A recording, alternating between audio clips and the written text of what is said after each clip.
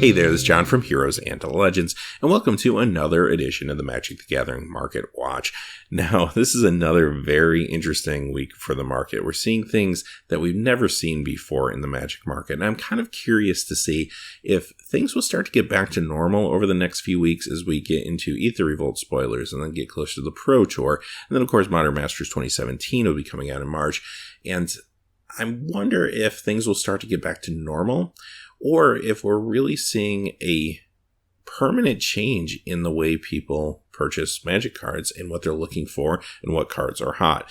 Currently, what we're seeing is strength in Commander cards, especially cards that upgrade well with the Commander 2016 products, and Frontier cards really starting to heat up, which is very interesting because one of the appealing points of Frontier is the fact that it doesn't cost as much to get into as, say, a Modern. However, a lot of these cards are going up in value very quickly, and you're going to see that this week. Having said that, before we get started, if you check out the description below, you'll see some links to our Amazon affiliate store, as well as our Patreon page. These are both great ways to help support the channel. As a matter of fact, Aether Revolt products are now available on Amazon, so I have some links set up for booster boxes and bundles there as well. Now, without any further ado, let's get into the Market Watch. We'll start off with Standard as we always do, and let's look at the top 5 cards that lost value this week in Standard. You're going to see very little change here, which is actually good news for the Standard format. It's not hemorrhaging value or anything. People are just waiting to see what's going to happen with Aether Revolt. Coming in number 5 is Virtuous Gearhulk, down 27 cents to 7.04. Number 4, Kalataos Trader of Get, down 33 cents to 19.99. Number 3, Archangel Avacyn, down 53 cents to 19.99. Number 2, Gideon Ally of Zendikar, down 59 cents to 27.99.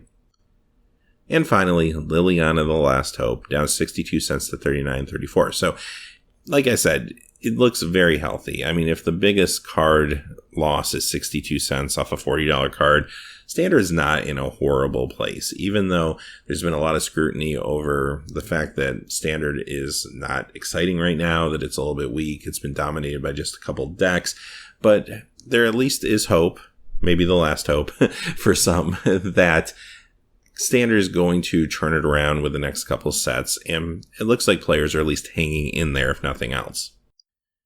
Let's move on to the top 5 Standard cards that have gained value this week. Now you're going to see the other side of the story here. The Standard cards also are not increasing very much. And again, that is because players are going to wait and see what's going on. No one wants to invest in a big ticket card, and it turns out it's not going to be playable or as playable in the new meta. Coming in number 5 is Nissa Nature's Artisan, up 25 cents to 5.55. Now, this is the Planeswalker deck, Nissa, from the Kaladesh Planeswalker deck. But what's interesting about this is, yes, this is actually a pretty cool Commander card and has been seen play in Commander decks.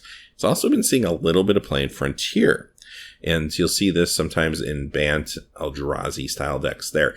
So could that potentially have something to do with the interest? Perhaps. Now, this is a very small gain, so it may have nothing to do with it, but just something to point out. Coming in number 4 is Gisela the Broken Blade, up 37 cents to 10.61. Of course, a big part of blue-white flash decks.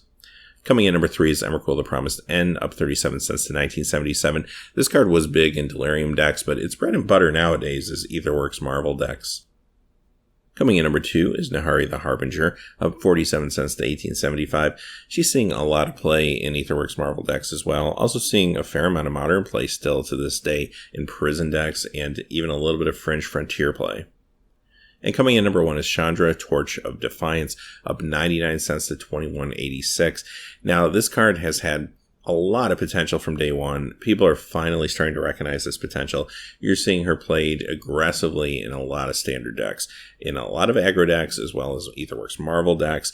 You're seeing her show up in the Vehicles decks now. You're also seeing a lot of her in Modern Jund decks leading the way, but other decks as well. Even some Frontier decks running this card. So this is going to continue to go up. If you haven't picked up your copies of her yet, you can get them maybe $20, $22 at this point. I think that's a fair deal.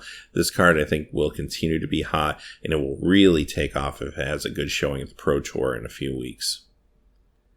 All right, let's look at Modern. Now, I hesitate to even call this segment Modern this week. There are some Modern cards here, and we will see them, but they're outnumbered by cards that are popular in Commander and Frontier. So let's look at the cards that lost value this week. Coming in number 5 is Horizon Canopy, down 89 cents to $62.99. This is a card that potentially could see a reprint in Modern Masters 2017, so it's a little bit soft right now. Coming in number 4 is Tarmogoyf, most notably the Modern Masters and Future Sight versions this week, with Modern Masters losing $1.21 to $123.46, and Future Sight losing $1.69 to $143.82. Now, there's a few reasons for this. First and foremost, Tarmogoyf is seeing a little bit less play in a lot of metagames currently compared to the past. Also, there's a high reasonable chance that this could be reprinted yet again in Modern Masters 2017. So this is a very expensive card. Players are unwilling to invest in this card with the possibility of more copies coming out very soon. So this is going to continue to be soft for quite a while, I think. If you're looking to pick up Tarmogoyfs, you can probably wait a little bit longer. They're not dropping quickly, but they are dropping pretty consistently.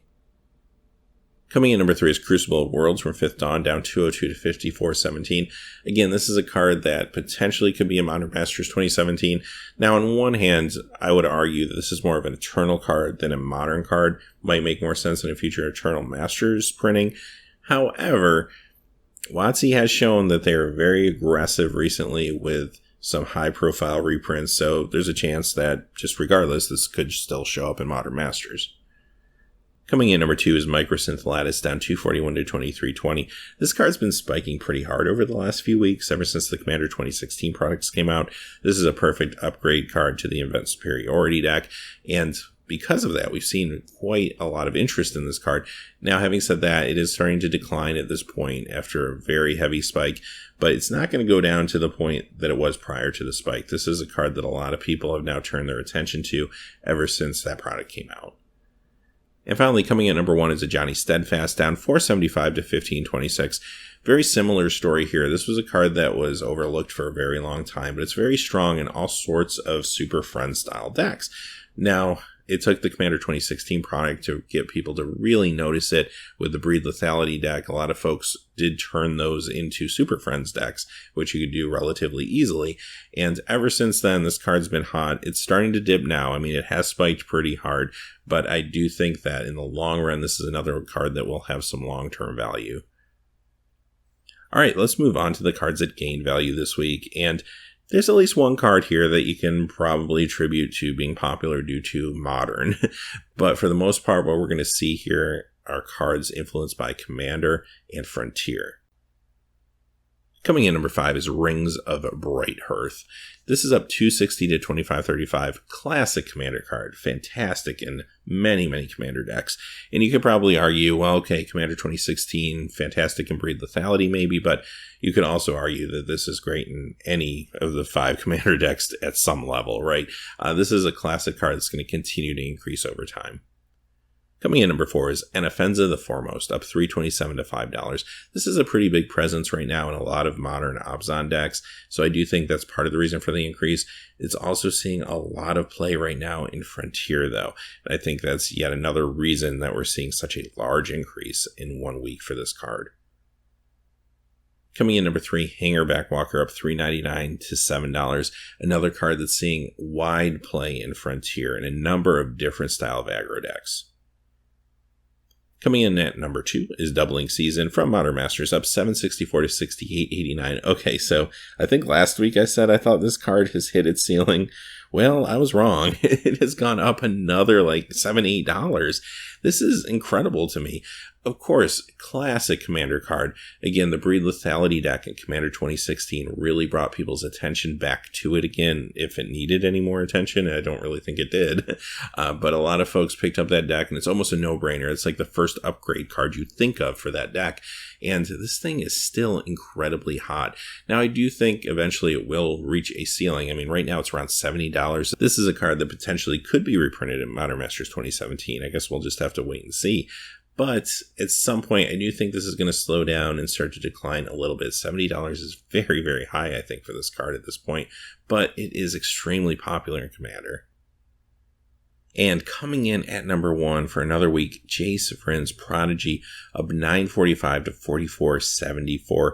It feels like it's a year and a half, 2 years ago. Again, Jace climbing very dramatically. And the reason for this climb, the Frontier format. So like I mentioned at the top of the show, brings up an interesting question. If Frontier is not super cheap to get into, does that change its appeal? And I think that's a question a lot of players are going to have to ask themselves over the next few weeks, because these cards are really hot right now. I mean, this is a huge increase, and this is mostly, quite honestly, being driven by the Frontier format. This card is seeing play in many decks in that format. Maybe one of the biggest being the Rally Combo deck, which is one of the same decks that you see Anafenza in. But this is going to continue to go up at this point. Okay, let's move on to Legacy. And you're going to see a lot of similar stuff here in Legacy this week, although there's a couple unique cards we haven't seen before on the lists. But again, it's not really about cards that are being played in Legacy right now as much as it's about cards that are interesting to collectors at the time. Coming in number 5 on cards at lost value is Badlands from Unlimited, down 334 to 150, 167. I will point out that this is a very small decrease, though, for this card. Coming in number 4, Gaia's Cradle, down 368 to 210.75, another small decrease. Coming in number 3, All Hallows Eve, down 890 to 123.21. So this card has been the target of a buyout, and it has spiked really hard over the last couple months. Now, it is coming down. I mean, it could just be due to the fact that it spiked so aggressively. It could also be due to the fact that the folks that bought it out are starting to reintroduce the cards to the market. However, I will say this card is not going to go down to the point, anywhere near the point where it was when the buyout started a few months back, just because a lot of people have now turned their attention to this card. It's got Christopher Rush art. It's a really unique Magic card, and a lot of people took notice of it. Coming in at number 2 is Moat, down 1344 to 596.75. Now, this was another target of a buyout a number of months ago, but it's for the most part held its momentum around $600 to $650 mark. I think part of that, though, is once these cards got reintroduced into the market, a lot of players who maybe couldn't find them for a while kind of jumped on it when they saw them.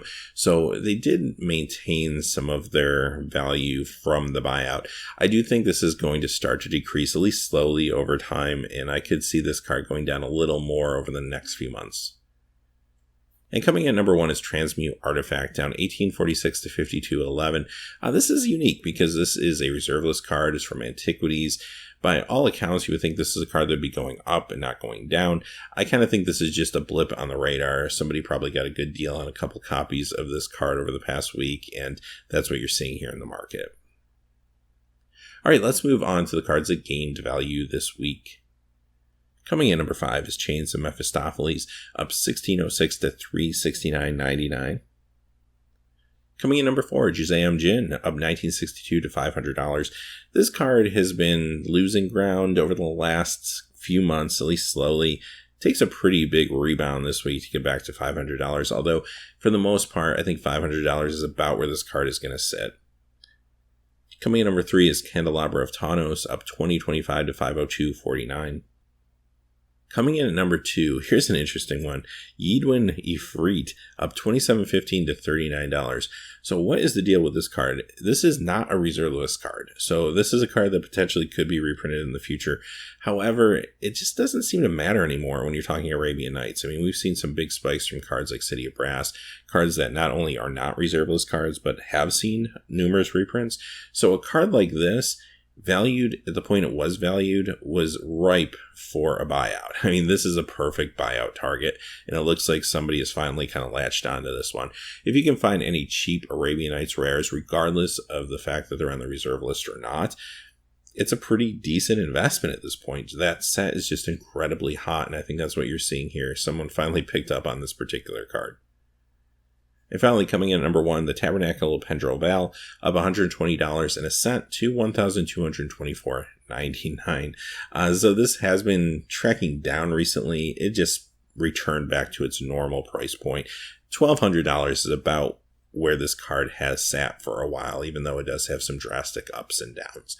Having said that, that's the market watch for this week. So next week we'll be doing our Ether Revolt reviews. So we will not have a market watch next weekend, but we will be back, thankfully, in a way, due to the compressed spoiler season. We should be back the following weekend. And by then, things will start to change, I think, in a very significant way. And I'm very interested to see what kind of impact Ether Revolt will have on the standard market. My assumption is it will be pretty strong, especially as we get closer to the Pro Tour. So having said that, Until next time, thanks for watching. Please remember to like and subscribe, and have a great day. Hey, thanks as always for watching. This video is made possible by the generous support of viewers like you on Patreon. Check out the description below for links to our Patreon page as well as our Amazon affiliate store, where a small percentage of all sales will also help support the channel. Finally, if you haven't had a chance yet to subscribe, hit that subscribe button so you don't miss any new videos on Heroes and Legends. Talk to you again soon, and have a great day.